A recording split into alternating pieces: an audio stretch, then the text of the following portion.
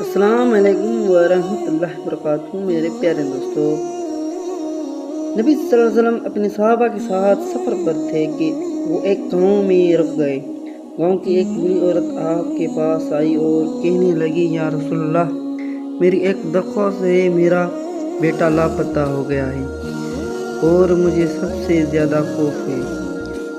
اللہ سے دعا کرے کہ مجھے وہ واپس مل جائے۔ نبی کریم صلی اللہ علیہ وسلم اس کی التجا سے متاثر ہوئے اور انہوں نے اپنے ساتھیوں کو نماز میں شامل ہونے کو کہا۔ انہوں نے دلچسپی سے دعا کی اور رسول اللہ صلی اللہ علیہ وسلم نے اللہ سے دلی دعا کی۔ جیسے ہی وہ قریب آیا، بوڑھی عورت نے اپنے بیٹے کو پہچان لیا اور اسے گلے لگانے کے لیے تیزی سے چلی گئی۔ اس نے بہت خوش ہو کر نبی کریم صلی اللہ علیہ وسلم کا شکریہ ادا کیا اور پوچھا کہ وہ اس کا بدلہ کیسے ادا کر سکتی ہے۔ نبی کریم صلی اللہ علیہ وسلم نے اس کو کہا کہ شکریہ ادا کرنا چاہتے ہو تو اپنے بیٹے کا خیال رکھو اور اسے دوسروں کے ساتھ اچھا سلوک کرنا سکھاؤ۔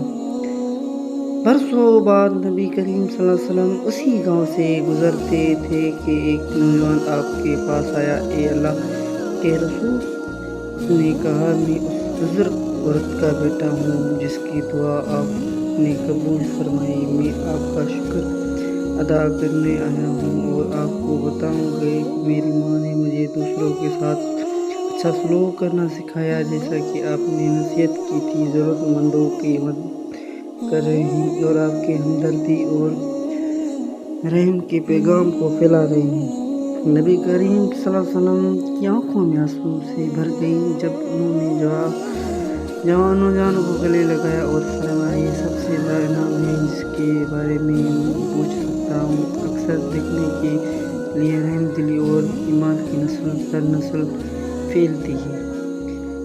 نبی کی شفقت اپنی برادری کے ساتھ ان کے تعلق اور زندگیوں کو بدلنے اور اچھے اعمال کے لیے پیدا کرنے کے لیے رحم دلی اور